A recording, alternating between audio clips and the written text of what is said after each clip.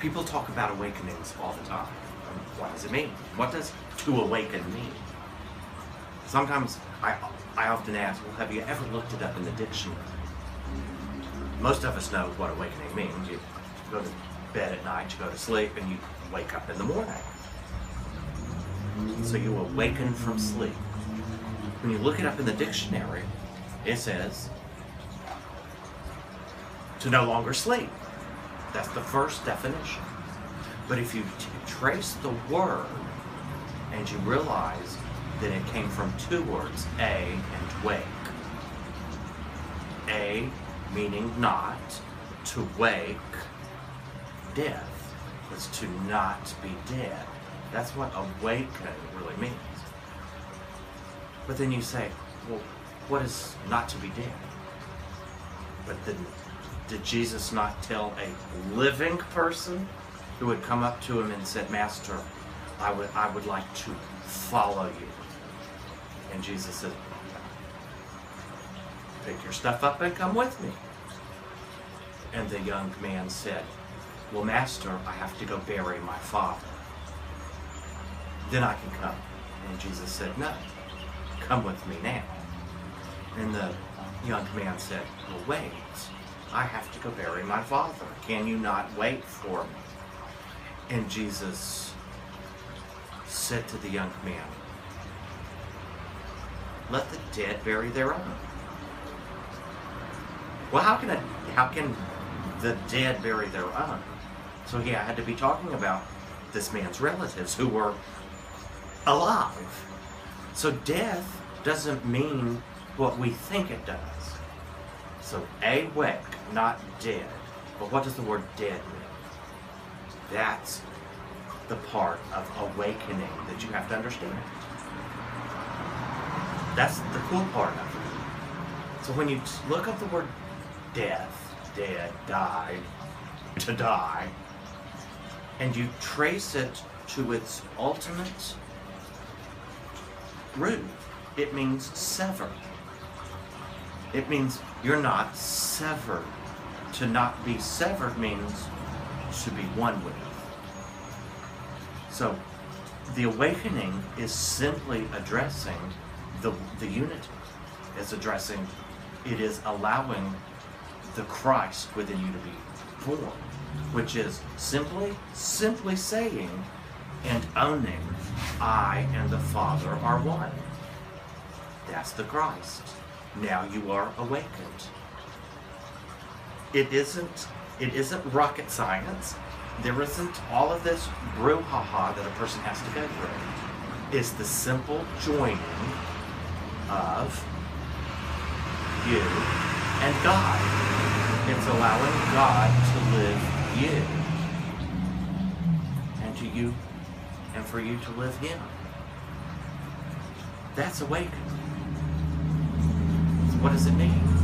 It means that you no longer think that you are external to God.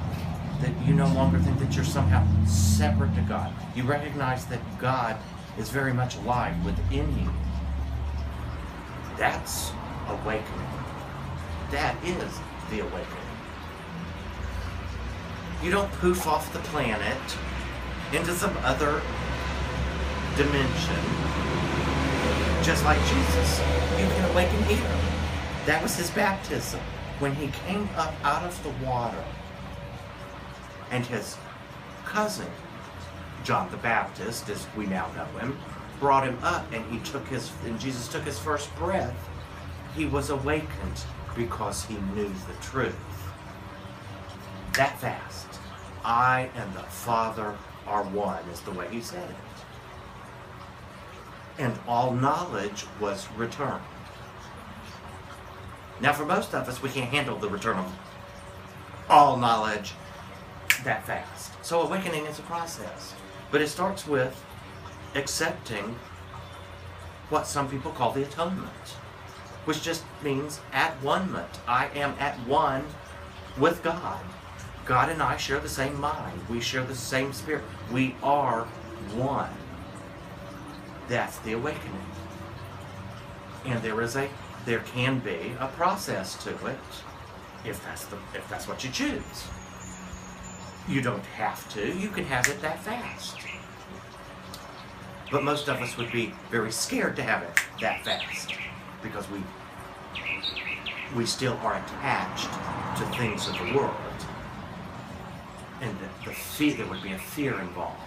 So we would have to learn how to first let go, detach from it, claim our oneness, and realize, wow, there is total abundance. There is nothing but love. And I am that love. And when you can say, I am that love, you can then say, I am that one. And when you can own, I am that one, you're awake. There's nothing else. Now, you live it. You don't have to proselytize. You don't have to be a minister. You don't have to ever open your mouth. Because the one is now living through you. You irradiate. You radiate the light of the one. The light's the one that does the work.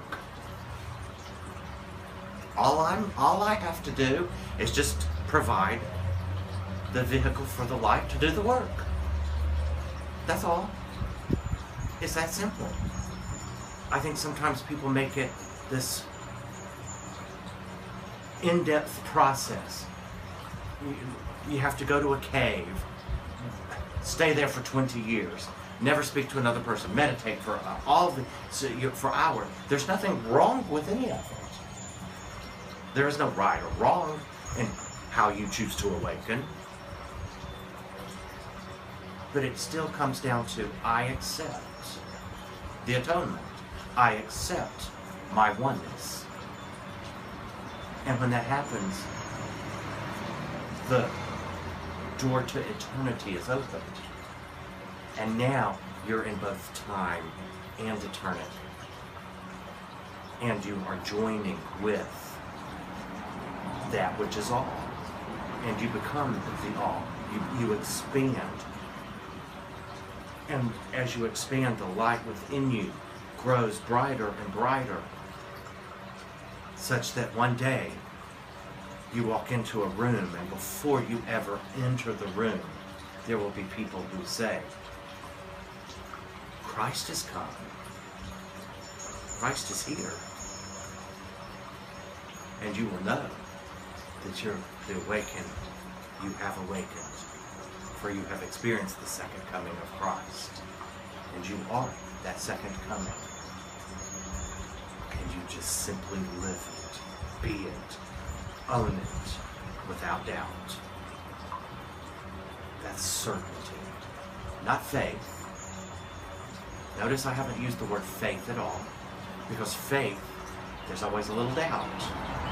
Faith is always in something out there.